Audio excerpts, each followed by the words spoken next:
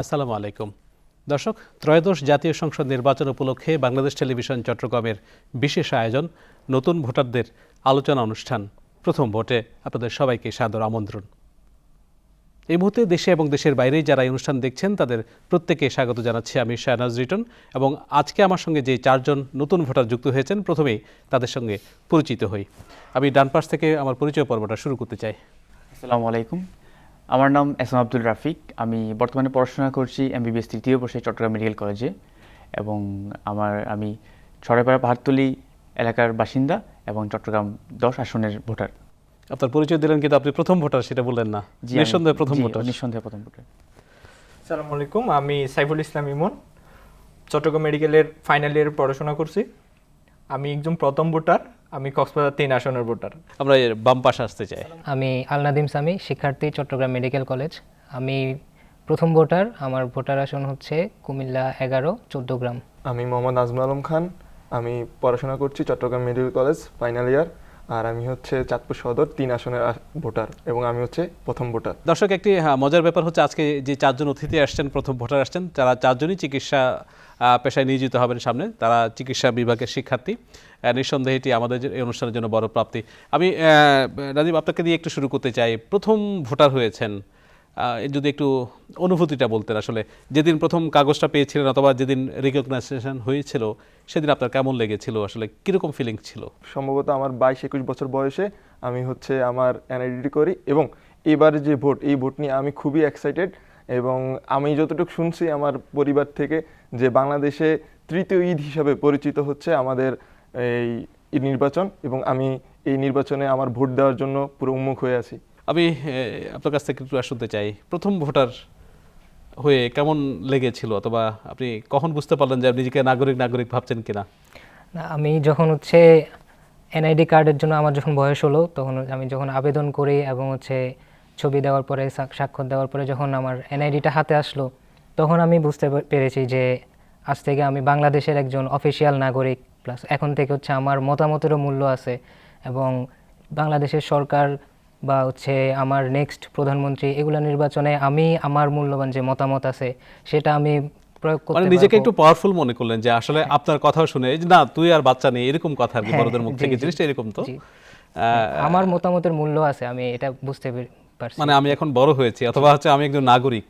যে নাগরিক হওয়ার যে যেমন রোহিঙ্গা একটা বড় ইস্যু বলছিলেন যে তার এলাকায় একটা রোহিঙ্গা, কারণ আমরা আসলে এই যে চট্টগ্রাম ভৌগোলিকভাবে একটা সীমান্ত এলাকায়, সেখানে দীর্ঘ একটা সময় ধরে একটা ক্রাইসিস যাচ্ছে এবং রোহিঙ্গা ইস্যুতে অনেকে আসলে বাংলাদেশি পাসপোর্ট নিয়ে ফেলছেন, এরকম অভিযোগ আছে। সেখানে আপনি হয়েছেন, একটু শুনতে চাই অভিজ্ঞতাটা।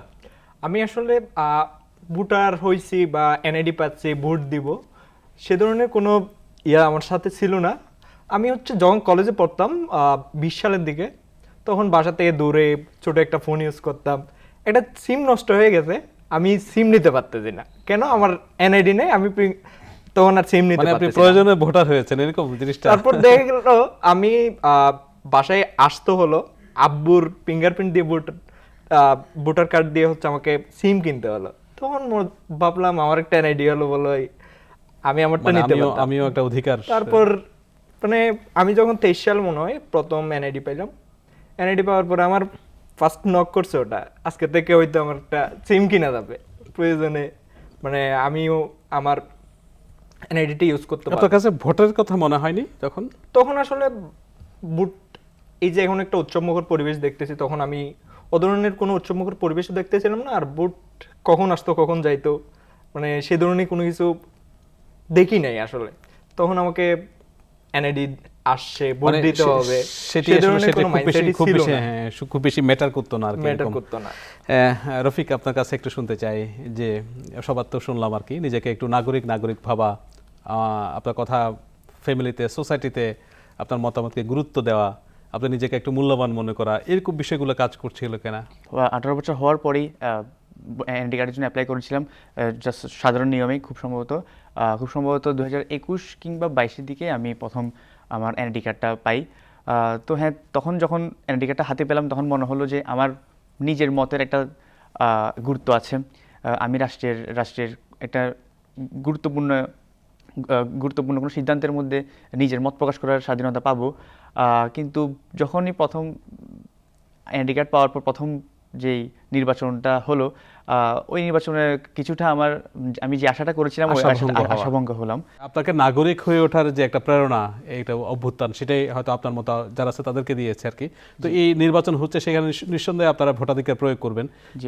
এবং সেখানে আমি চাচ্ছিলাম আসলে যে তরুণরা যেটা ভাববে সেটার রিফ্লেকশন হবে কি আপনার মনে হয়? জি, অবশ্যই হবে। তরুণদের যেটা প্রথম চিন্তা আপনার যেটা থাকবে ওটা হলো দুর্নীতিমুক্ত এবং জবাবদিহিতা, স্বচ্ছ জবাবদিহিতার যে আকাঙ্ক্ষাটা, ওইটা আশা করি নিশ্চিত হবে।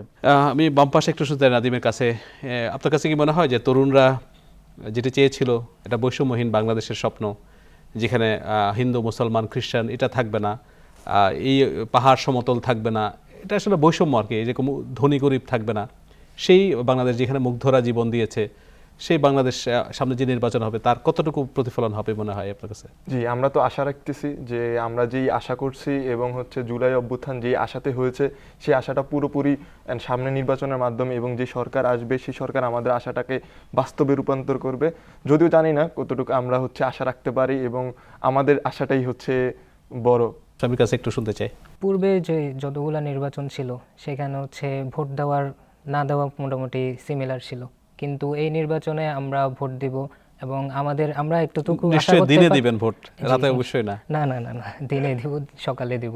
আমরা এতটুকু আশা করতে পারি যে আমি ভোট দিতে পারবো এবং আমার ভোটের মাধ্যমে আমার যে প্রার্থী আছে বা যে দল আছে সেই দল নির্বাচিত হবে। আপনার কাছে একটু শুনতে চাই। আসলে এইবারে আমার মতো প্রথম ভোটার প্রায় 3 কোটির বেশি ভোটার প্রথমবারে ভোট দিবে। নিঃসন্দেহে এটা একটা ডিসাইডিং ফ্যাক্টর হবে। আমরা যারা তরুণরা আছি আমরা অবশ্যই জেনে শুনে বুঝে তাদের ইশতেহারগুলো পড়ে তাদের লাইফটাকে অ্যানালাইসিস করে কে আমার জন্য ভালো হবে, কে আমার কথা সংসদে গিয়ে বলবে, কে আমার অসুবিধাগুলোকে বাস্তবিক একটা সমাধান দিতে পারবে, আমরা তো তাদেরকেই সংসদে পাঠাবো। অবশ্যই আমরা যারা তরুণরা আছি তারা ভালো মন্দ বুঝে বা হচ্ছে যারা আমাদের জন্য কাজ করবে তাদেরকে যেহেতু পাঠাবো, তাদের একটা দায়বদ্ধতা থাকবে। এরপর 5 বছর পরে তো তাকে আবার আমার কাছে আসতে হবে ভোটের জন্য, সে আমার কাছে দায়বদ্ধ, তাহলে সে অবশ্যই কাজ করতে পারবে। এক্ষেত্রে কি মার্কাটা আপনার কাছে কি অনেক বেশি বিবেচনা হবে না? এরকম এটাই তো হয়ে আসছে না, মার্কা আসলে ভোটের ক্ষেত্রে বিবেচনা নেওয়া উচিত বলে আমি মনে করি না। আমি মনে করি যে আমার জন্য কাজ করতে পারবে, যে আমাকে রিপ্রেজেন্ট করবে সংসদে গিয়ে, যে আমার এরিয়াটাকে রিপ্রেজেন্ট করবে, তার নাগরিক সমস্যাগুলোকে অ্যাড্রেস করবে, তার সংসদে যাওয়া উচিত। কি বলেন আপনি? জি, আমিও আমার ইমন ভাইয়ের সাথে একমত প্রকাশ করব। কারণ একটি দল অথবা একটি মার্কার আন্ডারে যতজন প্রার্থী থাকবে সব প্রার্থী কিন্তু দুর্নীতিমুক্ত বা সব প্রার্থী সৎ হবে এমন কিন্তু নিশ্চিত মানে আমি দল থেকে টিকিট পেলেই যে আমি মানে যোগ্য প্রার্থী সেটা কিন্তু বিবেচনা উচিত না। ওই ক্ষেত্রে আমাদের বিবেচনা করতে হবে ওই এলাকার থেকে, ওই আসন থেকে যে প্রার্থীটা নির্বাচিত হয়েছেন ওই প্রার্থীটা কেমন, ওই প্রার্থীদের ব্যক্তিত্ব কেমন এবং ওই প্রার্থীর ইশতেহার কেমন, ওগুলো আমাদের বিবেচনা করা উচিত বলে আমি মনে করি। আমি চাই আমার যেই নির্বাচন করে যে আসবে আমার প্রার্থী হিসাবে আমার এলাকায়, সে যেন অবশ্যই আমার সাথে যোগাযোগ রাখে, সবসময় আমার দেখভাল করে এবং আমার এলাকার কী কী সমস্যা আছে ওই সমস্যার সমাধান করে। এমনকি না যে সে বিদেশে গিয়ে বসবাস করবে, কিছু সময় এসে দেশে আমার এলাকায় এসে জাস্ট আমাদের সাথে হাই হ্যালো করবে। দলের আগে আমার প্রার্থীটা কেমন আসে, আমার প্রার্থীটা কি আমার কথাটা বলতে পারবে কিনা, বা সেটা হচ্ছে আমি আগে প্রাধান্য আমার দেব। সোসাইটিতে কন্ট্রিবিউট করবে। আপনাদের 4 জনের মধ্যে একটা কমন মিল আছে, সেটা হলো আপনারা মেডিকেল স্টুডেন্ট। আমি এই প্রসঙ্গটা নিয়ে একটু আলোচনা করতে চাই, মানে ওভারঅল স্বাস্থ্য ব্যবস্থা নিয়ে আর কি। কেমন রিফ্লেকশন এই কামিং এমপিদের কাছ থেকে শুনতে চান অথবা প্রতিনিধির কাছ থেকে শুনতে চান? আমার ইউনিয়ন সাব সেন্টার হওয়ার কথা, প্রত্যেকটা ইউনিয়নে কিন্তু ইউনিয়ন সাব সেন্টার নাই, তাহলে ইউনিয়নের লোকগুলোকে উপজেলাতে যাইতে হচ্ছে। উপজেলা লেভেলে দেখেন 38 জন টোটাল সেখানে চিকিৎসক থাকার কথা, সেখানে মাত্র 5 জন 6 জন দিয়ে চিকিৎসা চলতেছে। একটা বেসিক কোনো ইনভেস্টিগেশন সেখানে করতে পারতেছে না। কেন করতে পারতেছে না? সেখানে ইনস্ট্রুমেন্ট নাই, সেখানে লোকবল নাই, সেখানে কিট সাপ্লাই নাই। মানে এটার বিপরীতে আপনি টাকাটা ফেরত যাচ্ছে, এটার করতে পারতেছে না, উল্টো জায়গায় তারা টাকাগুলো ফেরত দিয়ে দিচ্ছে। তাহলে আমরা এমন ইশতেহার চাই, আমরা তাদের থেকে এমন আশার বাণী শুনতে চাই যে ইউনিয়ন লেভেলে আছে সেই ইউনিয়ন সাব সেন্টার থেকে সেবা নিতে পারবে, যে উপজেলা লেভেলে আছে সে উপজেলা লেভেলে সেবাটা নিতে পারবে, যে জেলা লেভেলে আছে সে জেলা লেভেল থেকে মানে সেবাটা নিতে পারে। রেফারেল সিস্টেম যেরকম আছে রেফারেল সিস্টেমটা ডেভেলপ করবে, আমার চিকিৎসা ব্যবস্থাটা ইজি হবে। এই জিনিসটা অন্য আরেকটা কারণে হতে পারে। আমি দেখলাম নিজে খুব কাছ থেকে একটা জিনিস প্রত্যক্ষ করলাম, যারা দক্ষ চিকিৎসক অথবা দক্ষ স্বাস্থ্যকর্মী, তাদেরকে অনেক সময় বিভিন্ন এমপি বলেন বা স্থানীয় যারা জনপ্রতিনিধি যে জনপ্রতিনিধি ক্ষমতাবান ছিল, যারা আছে ওদের সাথে ভালো সম্পর্ক না থাকার কারণে অথবা তাদের সাথে তদবির না করার কারণে ওদেরকে দক্ষ চিকিৎসক হওয়া সত্ত্বেও তাদেরকে সেন্ট্রাল মেডিকেল কলেজ বা সেন্ট্রাল হাসপাতালগুলোতে তাদেরকে পদবি না দিয়ে, তাদেরকে কর্মস্থল না দিয়ে, তাদেরকে হয়তো যেগুলো এক প্রকার হয়রানি করা হতো। তো এই জিনিসটা আশা করি সামনের যত নির্বাচিত প্রার্থীরা থাকবে, তারা হয়তো এই জিনিসটাকে খুবই ভালো করে মেইনটেইন করতে তবে পারবে। এটা নিয়ে কিন্তু সাধারণ মানুষের মধ্যে একটা অন্যরকম মতামত আছে। অনেক ভালো ডক্টররা কিন্তু গ্রামে যেতে চায় না, অনেক ভালো ভালো ডক্টর যেতে চায় না। এটা আসলে কি কারণ? আমি যদি একটু বাম দিক থেকে শুনতে চাই, সেটি আসলে কতটুকু সত্য? সবাই ঢাকায় থাকবে, সবাই চট্টগ্রামে থাকবে, একদম দুর্গম এলাকায় যেতে চায় না। এজ এ ডক্টর আর কি, কামিং ডক্টর অথবা হচ্ছে একজন শিক্ষার্থী যেভাবে বলি, আপনি নিজেও তো একজন আসলে স্বাস্থ্য সেবা প্রার্থী, এটা কিভাবে দেখেন? জি, আপনি যেটা বলতেছিলেন যে ডাক্তাররা গ্রামে যেতে চায় না বা পেরিফেরি রিজনে যেতে চাচ্ছে না কেন, এখন এটার কারণ হতে পারে যে একজন ডাক্তার সে তো চিকিৎসা সেবা দিবে, তো সে চিকিৎসা সেবা দেওয়ার ক্ষেত্রে শহর কেন্দ্রিক যে হাসপাতালগুলো আছে সেগুলোতে যেরকম ইনফ্রাস্ট্রাকচার আছে অথবা হচ্ছে টেকনোলজি আছে, সেগুলো তা ইউজ করে ওই ডাক্তারটা সেবা দিতে পারতেছে, মানে কিন্তু তাকে ঠিকমতো লজিস্টিক সাপোর্টগুলো দেওয়া হয় না। কিন্তু উনি যদি শহর থেকে একটু আউটসাইডে বা গ্রামের দিকে যেতে যাচ্ছে, তখন সেখানে ওই ইনফ্রাস্ট্রাকচারগুলো নাই, যে আমরা যে অবকাঠামোগত যে স্বাস্থ্যসেবা, ইউনিয়ন স্বাস্থ্যসেবা, উপজেলা স্বাস্থ্যসেবা এবং ওই স্বাস্থ্যকেন্দ্রগুলোর মধ্যে পর্যাপ্ত পরিমাণ ঔষধ, পর্যাপ্ত পরিমাণ স্বাস্থ্যকর্মী, এই ধরনের যে ফ্যাসিলিটিসগুলো থাকা দরকার, সেই ফ্যাসিলিটিসগুলো ওই ডাক্তারটা পাচ্ছে না।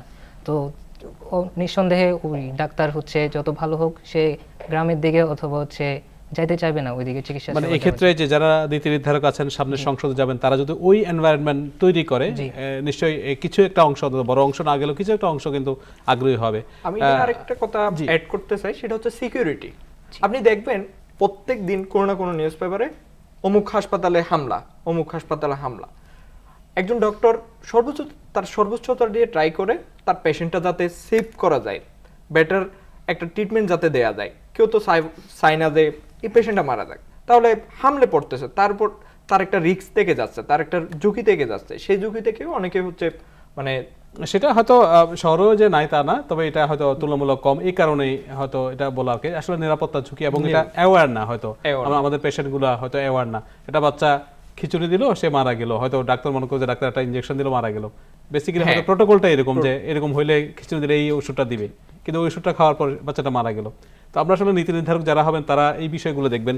নাদিম যদি একটু কন্ট্রিবিউট করতেন, কেন এবং এই ল মেকাররা অথবা সামনে যারা সংসদ আসবেন কি করে ডাক্তারদেরকে গ্রামমুখী করতে পারবেন? বাংলাদেশের যে জিডিপির খুবই কম পার্সেন্ট হচ্ছে স্বাস্থ্য খাতে বরাদ্দ করা হয়। আমাদের যদি পার্শ্ববর্তী দেশ দেখি, ভুটান, এইসব দেশগুলিতে যদি দেখি, তাদের চেয়ে আমাদের জিডিপি প্রায় অর্ধেক স্বাস্থ্য খাতে। আমি হচ্ছে এরকম ল মেকার চাই যারা হচ্ছে পরবর্তী সংসদে এসে স্বাস্থ্য খাতে বরাদ্দটাকে আরো বৃদ্ধি করবে। এবং যেটা বলছে, বৃদ্ধি শুধু না, আমাদের যে জিডিপি যতটুকু আছে সেই জিডিপিটাও ঠিকভাবে হচ্ছে এখানে ব্যবহার করা হচ্ছে না। আমাদের জিডিপি বৃদ্ধি করার পরও আমি চাই যে হচ্ছে আমাদের এই যে টাকাটা আসবে স্বাস্থ্য খাতের জন্য, সেই টাকাটা সুন্দরভাবে সব জায়গায় সূক্ষ্মভাবে হচ্ছে ইউটিলাইজ করা। আমি এবারে অন্য একটা প্রসঙ্গ আসতে চাই। সামনে যে নির্বাচন হচ্ছে, কেমন নির্বাচন আপনারা দেখতে চান? যদি নাদিম শুরু করতেন। আমি চাই যে হচ্ছে সুষ্ঠু এবং নিরাপদ একটা নির্বাচন হোক, যে নির্বাচনে সবার নিজের মতামতটা সুন্দরভাবে প্রকাশ করতে পারবে। বিগত যে নির্বাচন আমরা দেখে এসেছি এত বছর ধরে, যেখানে হচ্ছে কেউ নিজের মতামত প্রকাশ করতে পারতো না, ভোটটা ঠিকভাবে দিতে পারতো না, এরকম যাতে না হয়। অবাধ একটা নির্বাচন হবে, অবাধ, সুষ্ঠু, সবাই অংশগ্রহণ করবে, সবাই তার নিজের যে নাগরিক অধিকার, যে ভোটাধিকার, সেটা সে প্রয়োগ করবে। রফিক, কেমন পরিবেশ দেখতে চান? জি, আমি অবশ্যই এমন একটা পরিবেশ দেখতে চাই, যেমন আমি আমার বক্তব্যের শুরুতেই বলেছিলাম যে আমি যখন প্রথম ভোটার হয়েছিলাম, এর পরবর্তী যে ভোট, ওই পরবর্তী ভোটে আমি আমার আশাহত হয়েছিলাম। বিভিন্ন পরিস্থিতি দেখে।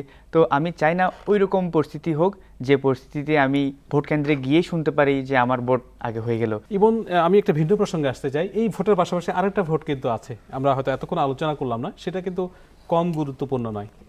অবশ্যই গণভোট একটা গুরুত্বপূর্ণ গণভোটের কথা concern। আপনি ঠিকই বলছেন, আমি গণভোটের কথাই বলছিলাম। এটা আসলে একটু ব্যতিক্রমী ভোটও, সবাই এই সুযোগ পায়ও না। আপনার কিন্তু প্রথম ভোটার সাথে সাথে জাতীয় সংসদ নির্বাচন মানে নির্বাচনের প্রতিনিধি হওয়ার সাথে সাথে করার সাথে সাথে এটা গণভোটের মতো একটা ডিফারেন্ট ভোট। আমরা একটু ভাগ্যবান ভোটে আমরা একসাথে দুইটা ভোট দুইটা ভোট দিতে দিতে পারতেছি, পারতেছি। একটা গণভোট একটা সংসদ ভোট। গণভোট নিয়ে মানে আপনার চিন্তাটা কি আসলে, আপনি কি জানেন কি গণভোটটা কি এবং কেন এটা? হ্যাঁ, আমি জুলাই সনদের অনেকগুলা ধারা পড়েছি এবং গণভোট নিয়ে সরকারের যে বিভিন্ন ক্যাম্পেইন চলতেছে আমি সেগুলো দেখেছি। আমার মনে হয় একটা কল্যাণমুখী রাষ্ট্র, একটা ব্যালেন্সড স্টেট পাওয়ার জন্য আমাদের সবারই গণভোটে হ্যাঁ দেওয়া উচিত। রাফিকের কাছে কি মনে হয় যে এটা আসলে রাষ্ট্র কাঠামো ঠিক করার যে একটা প্রস্তাবনা দেওয়া হয়েছে, সেটিতে মানুষের অংশগ্রহণ অথবা যে প্রচারণাগুলো কেমন টাচ করেছে আপনাদের কাছে? বর্তমান সরকার যেভাবে এই জিনিসটাকে প্রচারণা করছে, আসলে আমি এই জিনিসটার সাথে একমত। কেননা গণভোটে যদি আমরা যদি এটার বিপক্ষে চলে যাই, আসলে ব্যাপারটা এমন হয়ে যাবে আগে যেমন ছিল তেমনই চলুক, ব্যাপারটা তো তেমন হয়ে গেল। কিন্তু আমরা তো জুলাই ব্যাপারটা যদি তেমন হয় তাহলে তো আমাদের জুলাই অভ্যুত্থান যেই ব্যাপারটা, এটা তো পুরাই সফল হলো, বৃথা হয়ে যাবে। সুতরাং আমরা এই সরকার যেই মেসেজটা আমাদেরকে দিতে চাচ্ছে, আমরা ওই জিনিসটার সাথে একমত প্রকাশ করছি। নাদিম কি একমত হবেন আসলে যে যেমন রাষ্ট্র কাঠামো ঠিক করা, তারপরে প্রধানমন্ত্রী এবং রাষ্ট্রপতির যে ক্ষমতার ভারসাম্য রক্ষা করা, অন্যান্য অনেকগুলো ইস্যু আছে যেগুলোতে মোটামুটি ম্যাক্সিমাম দল একমত হয়েছে, সেটি প্রস্তাব আকারে আসছে, যদি অনেক কঠিন বলা হচ্ছে এরকম, কিন্তু আপনার কাছে কি মনে হয় সেটি আপনারা কতটুকু কনভিন্স? জি, আমি মোটামুটি কনভিন্স। আমি চাই না যে আগের মতো সরকার ব্যবস্থা আমাদেরকে চালাক। আমি চাই যে এইখানে যেটা বলা হয়েছে যে সরকার এবং সরকার প্রধান এবং রাষ্ট্রপতির মধ্যে ক্ষমতা ভারসাম্য সহ আরো অনেকগুলি ধারা আছে। প্রধানমন্ত্রীর মেয়াদ থাকে, কতবার ইলেকশন করতে এটার পারবে, মাধ্যমে আমি দেখতেছি যে উচ্চ কক্ষ নিম্ন কক্ষ অনেক বর্ডার, এবং এটার মাধ্যমে আমি দেখতে পাচ্ছি যে নতুন করে ফেসিস্ট আবার হওয়ার কারো সুযোগ নেই যদি এটাতে হ্যাঁ আসে। আমি যদিও সবাইকে নিজের স্বাধীনতা রাখতে চাচ্ছি যে যে হ্যাঁতে দিতে চাচ্ছে সে হ্যাঁ দিবে, যে নাতে দিতে চাচ্ছে সে দিবে না, কিন্তু আমি চাই যে মানুষ সংস্কারমুখী হবে এবং মানুষ আগের যেই ধারা ছিল সেটাকে ফেলে এসেই সামনের দিকে আগাবে, যার জন্য আমরা জুলাই অভ্যুত্থান করেছি। সামি, যে পরিবর্তনের জন্য যে ভোট, সেটিকে কিভাবে অ্যাপ্রিসিয়েট করেন অথবা কি মনে করেন, মূল্যায়নটা আপনার শুনতে চাই। জুলাই প্রস্তাবনা বা যে আপনি যে গণভোটের কথা বলতেছেন, সেখানে 4টা পয়েন্ট ছিল, প্লাস সরকার থেকে একটা প্রস্তাবনা দেওয়া হয়েছে দেশের সংস্কারের জন্য, সরকারি দল বিরোধী দল যাতে ক্ষমতার ভারসাম্য হয়, তারপরে রাষ্ট্রপতি প্রধানমন্ত্রী এবং বিভিন্ন যে সরকারি অধিদপ্তরগুলো আছে সবগুলোর মধ্যে যে ক্ষমতার ভারসাম্য থাকার কথা, যে চেক এন্ড ব্যালেন্স, প্রাতিষ্ঠানিক একটা যে ক্ষমতায়ন, যেমন দুদক কিভাবে হবে, বিচার বিভাগ কিভাবে চলবে, জাতীয় রাজস্ব বোর্ড, পিএসসি কিভাবে হবে, অনেকগুলো কিন্তু একটা দিক নির্দেশনা আছে। তাদের সরকার থেকে একটা প্রস্তাবনা দিয়েছে। সো আমাদের প্রত্যেকের এটা আমি মনে করি নাগরিক দায়িত্ব যে আমরা কি সরকারের এই প্রস্তাবনার সাথে একমত কিনা, সরকার যে সংস্কার করতে ইচ্ছুক সেই সংস্কার কি আমরা চাই কিনা, আমরা সংস্কার পন্থী নাকি না, সেই মতামতটা যাতে সবাই দেয়। যার যার যে মতামত, হ্যাঁ ভোট দিবে না ভোট দিবে সেটা তার ব্যক্তিগত ব্যাপার, কিন্তু আমরা সবাই যেন ভোটটা দিই অ্যাটলিস্ট। বলছিলাম যে আপনারা আসলে লাকি যে দুইটা ভোট একসাথে দিতে পারছেন, প্রথম ভোটার হিসাবে দুইটা ভোট দিতে পারছেন। আমরা অনুষ্ঠান অনেকটাই শেষের দিকে, আমি শেষ কথাগুলো একটু নাদিম থেকে শুরু করে এদিক থেকে শেষ করতে চাই। এই প্রথম ভোট, আমাদের অনুষ্ঠানের নাম প্রথম ভোট, এবং আগামীর বাংলাদেশ কেমন বাংলাদেশ দেখতে চাই সামনে নির্বাচনের মধ্য দিয়ে, ত্রয়োদশ জাতীয় সংসদ নির্বাচন হবে, সেই নির্বাচনের মধ্য দিয়ে কেমন নেতৃত্ব চান, কেমন বাংলাদেশ সামনে আশা করেন আপনি?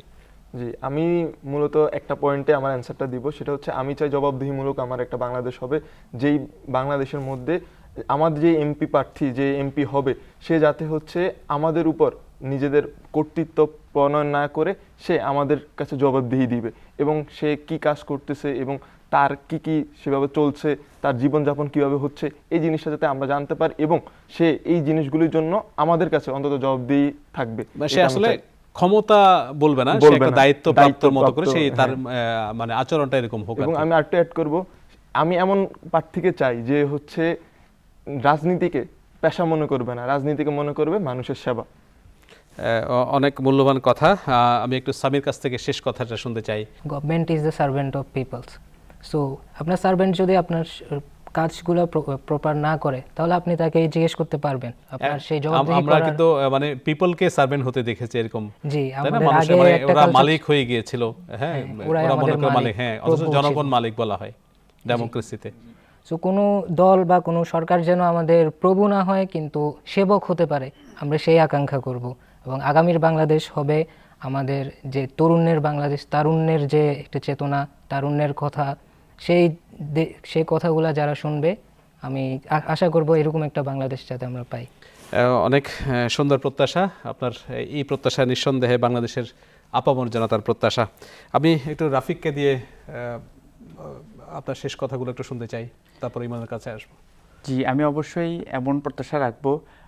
নাজমুল ভাইয়া যেটা এক বাক্যে বললেন যে জবাবদিহিতামূলক ব্যবস্থা, অবশ্যই এই জিনিসটা একমত প্রকাশ করি।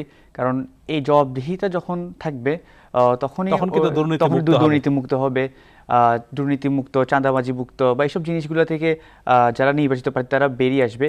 এবং এই জিনিসটা করার জন্য জবাবদিহিতা করার কিছু ওয়ে, নতুন করে মেথড আমাদেরকে হয়তো দেখানো উচিত। যেমন হয়তো যে সরকারে আসবে না কেন ওই সরকারের নির্বাচিত প্রার্থীদের সাথে সাধারণ জনগণের কিছু ইন্টারেকশন হওয়াটা আমি মানে মনে এখন করি ইলেকশন আগে যুক্তিযুক্ত। ইস্তেহার দিচ্ছে, নানা প্রতিশ্রুতি দিচ্ছে, হ্যাঁ, একটা প্রতিশ্রুতি বছর দিচ্ছে। পরে মূল্যায়নের একটা ব্যবস্থা থাকা মূল্যের উচিত। ব্যবস্থা থাকা উচিত।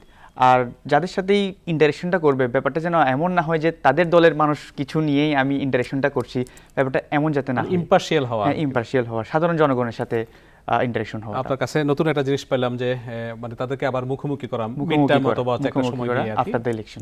এটা মূল্যায়নের একটা ব্যবস্থা রাখা আর কি। ইমনের কাছ থেকে শুনে আমরা অনুষ্ঠান শেষ করতে চাই। আমার সহযোগরা যা বলছে আমি তো তাদের সাথে একমত। আমি তাদের সাথে একটু কথা অ্যাড করতে চাই। আমরা একটা ডেমোক্রেটিক এবং অসাম্প্রদায়িক উন্নয়নমুখী রাষ্ট্র চাই, যেখানে একজন কৃষক তাকে তার অধিকার থেকে বঞ্চিত করা হবে না, তাকে রাষ্ট্র যথেষ্ট পরিমাণ সাপোর্ট দিবে, তার অবস্থা যাতে দিন দিন উন্নততর হয় সেদিকে রাষ্ট্র নজর রাখবে। একজন শিক্ষক তার দায়িত্বটুকু যাতে, তার সোশ্যাল স্ট্যাটাসটা যাতে সে ভালোভাবে মেনটেন করতে পারে। একজন চিকিৎসা কর্মী সে যাতে তার যে কর্মক্ষেত্র আছে সেক্ষেত্রে যাতে সে নিরাপদ থাকতে পারে, সে যাতে তার সার্ভিসটা মানে ভালোভাবে যে দিতে পেশায় পারে, থাকুক অথবা যে লেভেলে থাকুক সাম্য প্রতিষ্ঠা করতে পারে। এবং সর্বশেষ হচ্ছে একটা নিরাপদ বাংলাদেশ লাগবে আমাদের। আমরা দেখতে পাচ্ছি কি অভ্যুত্থানের এখন প্রায় 1.5 বছরের বেশি সময় চলে গেল, এখনো বিভিন্ন জায়গায় বিভিন্ন সমস্যা রয়ে গেছে নিরাপত্তার দিক থেকে। স্পেশালি একটা নিরাপদ, উন্নয়নমুখী এবং জবাবদিহিমূলক অসাম্প্রদায়িক বাংলাদেশ হলে আমাদের সবার জন্য ভালো কিছু বয়ে আসবে, সেই আশা ব্যক্ত করছি। আমি বলছিলাম যে এই আশা আপনার মতো যারা তরুণ প্রথম ভোটার যেমন হয়েছেন, যারা আগে অনেকবার ভোট দিয়েছেন, সবারই এই আশা বাংলাদেশের খেটে খাওয়া মানুষের, একদম আপামর জনতার। আপনাদের প্রত্যেকের আশা পূরণ হোক, এই প্রত্যাশা নিয়ে আজকের অনুষ্ঠান এখান থেকে বিদায় নিতে চাই আপনাদের সবাইকে, এবং প্রথম ভোটার হিসেবে আবারও অভিবাদন। ধন্যবাদ। দর্শক, এই ছিল আমাদের আজকের আয়োজন। নতুন কিছু ভোটার নিয়ে আপনাদের সামনে হাজির হয়েছিলাম, তাদের কিছু প্রত্যাশার কথা শুনলাম। তারা বলছিলেন যে একটি অসাম্প্রদায়িক বাংলাদেশ তারা দেখতে চান একটি সাম্যের বাংলাদেশ। আমিও এই অনুষ্ঠান শেষে যেতে যেতে বলতে চাই, আমরা চাই বৈষম্যহীন একটি বাংলাদেশ, আমরা চাই দায় এবং দরদের একটি সমাজ। আল্লাহ হাফেজ।